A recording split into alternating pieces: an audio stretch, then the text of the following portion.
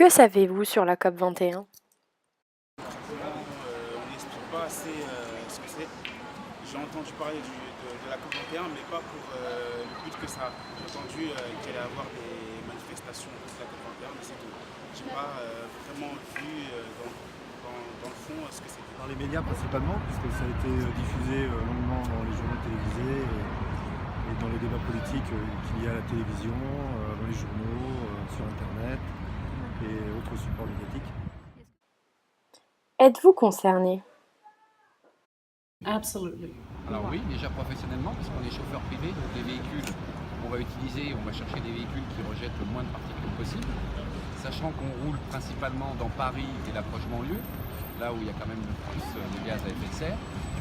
Et puis ensuite, à titre personnel, comme tout le monde, on est obligé de faire attention de ce qu'on va laisser à nos enfants plus tard. À la COP 21, je ne sais pas si nous sommes concernés par la COP 21, en tout cas par les problématiques d'environnement, ouais, de planète et de conservation d'une vie meilleure pour nos générations futures, oui, pleinement. Que pensez-vous du scandale Volkswagen? Il n'y a pas que Volkswagen qui fait ça, il y a d'autres marques, y compris des marques françaises.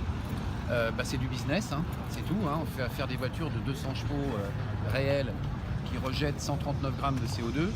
Ça paraît aberrant quand on connaît un peu la mécanique. Et eux, ils le disent qu'ils peuvent le faire. Ils l'écrivent sur leur brochure et après on s'aperçoit que c'est truqué. Et est-ce qu'au bout du compte, même ce qu'ils nous disent et ce qu'on rejette, vu que maintenant on met des additifs dans le carburant pour moins polluer, sachant que ces additifs sont extrêmement polluants, quel est l'impact sur l'environnement? Est-ce que juste de rester au diesel pur, c'était peut-être moins grave que de mettre un additif dans le carburant qui, une fois brûlé, dégage encore une autre molécule plus ou moins toxique, ça j'en sais rien. Sur le plan économique, Volkswagen est une très belle entreprise, un très grand groupe, le meilleur entrepreneur automobile au monde, un des meilleurs en tout cas. Et on voit bien que par un non-respect de politique environnementale, ils ont mis à mal toute leur entreprise. La plupart des personnes qui ont acheté le Polo, c'est quoi? C'est quel Polo? Oui, toutes les... ouais. Ils ont acheté leur voiture, mais je pense pas qu'ils avaient vraiment un souci écologique derrière, parce que vraiment, si tu as vraiment un souci écologique, tu reprends en voiture.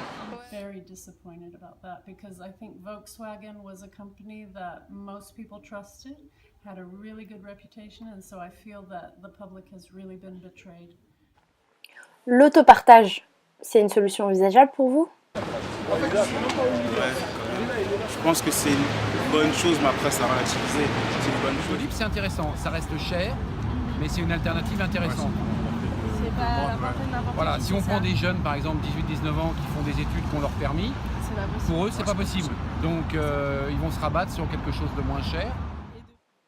La COP 21 aura-t-elle un impact selon vous? Je ne pense pas que la COP 21 va avoir un impact sur les gens. Une petite partie de la population française peut-être, mais ça sera déjà des gens engagés dans ce système-là.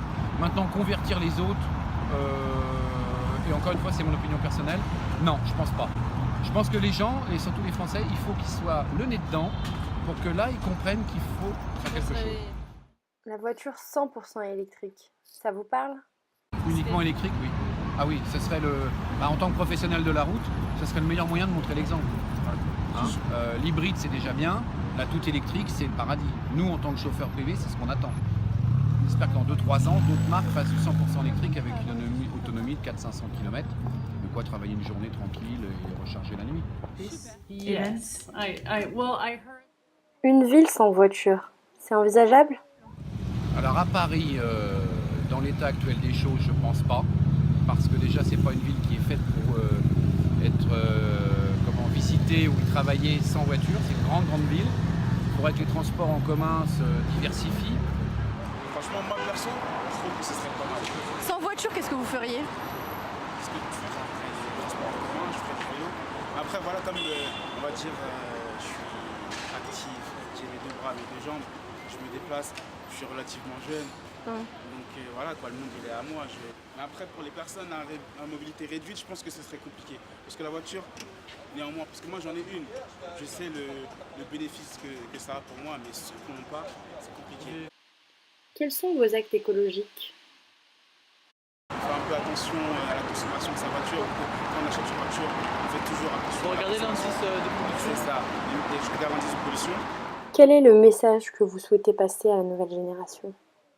Think that you love your planet and that you will want a better world for the future. So we all have to get together and take care of our planet. Je dirais, soyez modestes, regardez ce qui se passe autour de vous et faites attention à ce que vous vivez et ne regardez pas uniquement le bout de vos chaussures, mais regardez un peu plus loin de vos pieds.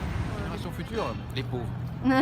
Les pauvres parce qu'ils vont avoir plein de choses à résoudre, sachant que nous, on s'y sera pris un peu tard. Faut être honnête. Et puis je pense qu'ils sont peut-être plus objectifs parce qu'ils auront du recul sur les choses et ils pourront dire voilà ce qui s'est passé avant, voilà comment c'était avant et voilà ce que nous on a. Je pense que leur impact sera plus important encore que le nôtre. طالع نكون في بيئة نظيفة، بيئة خضراء، بيئة خالية من الملوثات عوادم السيارات. Franchement, l'écologie, ouais, bah, c'est l'avenir, c'est comme pour nous, pour notre corps, c'est le capital santé, l'écologie, c'est le capital santé de la Terre. Et forcément, faut faire quelque chose pour, parce que forcément, si on veut que les générations futures profitent du monde que nous, on a, forcément, il faut prendre soin de la Terre. Nous souhaitons le meilleur pour notre planète.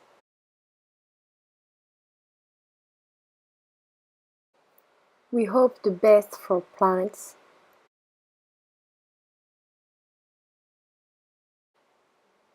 Queremos lo mejor para nuestro planeta. Diamo il meglio per il nostro pianeta.